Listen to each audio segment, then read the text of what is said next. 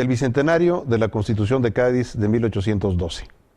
Un texto constitucional que es el resultado de una evolución muy importante en el pensamiento, en la política y sin duda en el derecho. Una evolución que se inicia en la segunda mitad del siglo XVIII, en donde el mundo hispánico se va a ver influenciado por las ideas derivadas del pensamiento ilustrado francés. La Ilustración que exigirá jalar las riendas en términos de la administración, en términos de la política, la forma de hacer las cosas, de gobernar y sin duda de pensar. El derecho sufrirá también cambios importantes. El antiguo derecho común, el antiguo ius commune, cambiará. Ahora la forma de expresión del derecho será más hacia un derecho legislado. La ley como la principal fuente del derecho, que sin duda le interesa al poder. La monarquía absoluta llevará también a la absolutización en las expresiones del derecho. En este sentido, el antiguo derecho de juristas iniciará un proceso de cambio hacia un derecho legislado. Precisamente la Constitución será una de las expresiones de esta nueva idea de pensar, en esta nueva forma de expresar al derecho. ¿Qué es lo que sucede? ¿Cómo es que se llega a la Constitución de Cádiz? Antiguamente, en Castilla, se convocaban las cortes por estamentos: nobleza, clero y estado llano, los tres estamentos conocidos pues del mundo medieval, en donde se votaba precisamente de manera estamental. Esas cortes, que habían servido de contrapeso al monarca durante siglos, habían dejado ya de convocarse en la segunda mitad del siglo XVIII. No se veía necesaria la intervención de este órgano o esta suerte de contrapeso respecto del poder real. ¿Qué sucede en el siglo XIX? La actividad expansiva, sin duda, de Napoleón terminará llegando a España. Napoleón había tenido una serie de reuniones con el rey Carlos IV y con su hijo, el futuro Fernando VII. Reuniones en donde solicitaba el permiso para que las tropas francesas atravesasen territorio español para poder invadir Portugal y de ahí lanzar una invasión a Inglaterra. En ese sentido, después de reticencias importantes respecto a la entrada de las tropas francesas en España, Carlos IV se va a ver presionado para abdicar en 1808 a favor de su hijo Fernando VII, después de un intento de golpe de Estado en 1807, que finalmente llevará a la llegada al trono de Fernando VII. Una estancia en el trono fugaz, pues Napoleón interviene y derroca, obliga a abdicar a Fernando VII y coloca a su hermano José Bonaparte al frente de los destinos de Iberoamérica. José Bonaparte publicará la Constitución de Bayona precisamente en ese año de 1808, una constitución evidentemente sin vigencia, sin legitimidad, pues es resultado de un monarca impuesto. Y va a ser justamente el pueblo español el que se encargue de llevar a cabo el levantamiento en contra de la presencia de las tropas francesas en Madrid. El 2 de mayo se va a dar un levantamiento popular que iniciará, digamos, el movimiento de independencia de Hispanoamérica frente a las tropas napoleónicas.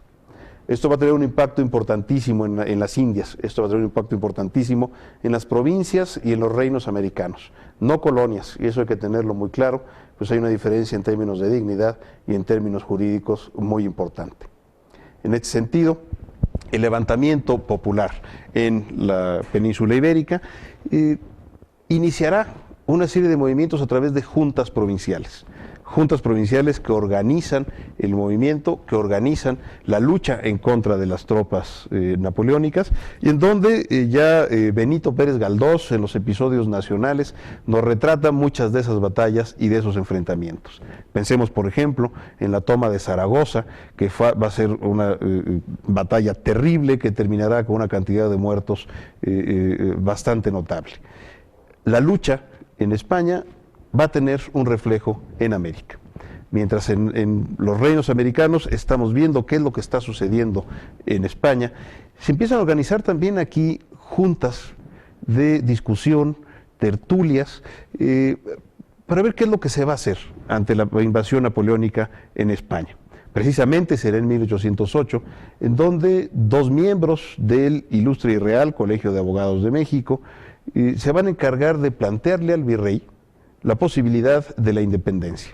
Una independencia respecto de la corona española, en donde el reino de la Nueva España se independice, pero mantenga sin duda las relaciones jurídicas y las relaciones políticas con España. Francisco Primo de Verdad y Juan Francisco de Azcárate serán los que hagan este planteamiento. Ante la enajenación de la soberanía española, dada la prisión de los reyes, primero Carlos IV y después su hijo Fernando VII, había que dar ese paso, basados justamente en las 7 partidas. El movimiento de 1808, que será nuestro primer movimiento insurgente, no tiene éxito. Y vamos a esperar hasta 1810, sigue estando todavía ocupada por las tropas napoleónicas España, se sigue luchando la independencia en España, para que en México entonces surja un nuevo levantamiento, que será justamente el levantamiento de Hidalgo, el movimiento insurgente de Hidalgo. Mientras tanto, en España las juntas organizadas deciden convocar a la celebración de unas cortes, rescatan aquella antigua institución castellana, antiguamente integrada por estamentos, se hace una primera convocatoria a cortes estamental, que después se sustituye por una nueva, en donde ya no son los estamentos los convocados, sino que se convoca a diputados por provincias. Son diputados que, si bien pueden pertenecer a alguno de los estamentos mencionados, ya no lo representan como tales, sino que tienen representación de corte territorial. Y es precisamente en esa convocatoria y en esa participación de diputados individuales donde está el nacimiento de nuestros actuales poderes legislativos, donde está el nacimiento de nuestros actuales congresos o parlamentos. Durante la celebración de estas cortes en Cádiz se llama a la presencia de diputados americanos. Hay una importantísima presencia de diputados mexicanos, de diputados pues de la Nueva España, donde las provincias van a estar representadas. Es un largo del trayecto que hay que recorrer para llegar a Cádiz.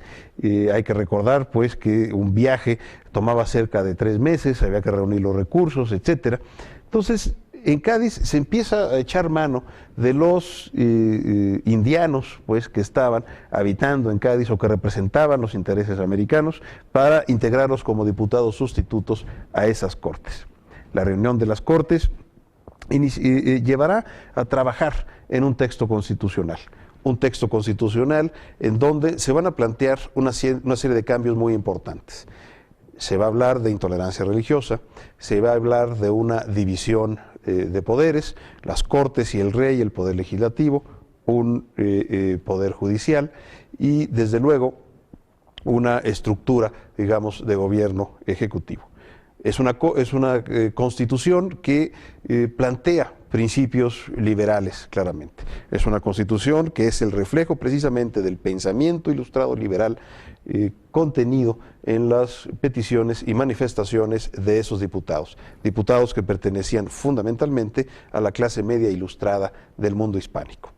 Es una constitución en donde los diputados representantes de los reinos americanos, desde luego los diputados representantes de la Nueva España y de los otros reinos y provincias que ahora conforman México, van a plantear la necesidad de una reorganización en la relación política y en la relación jurídica con la corona española.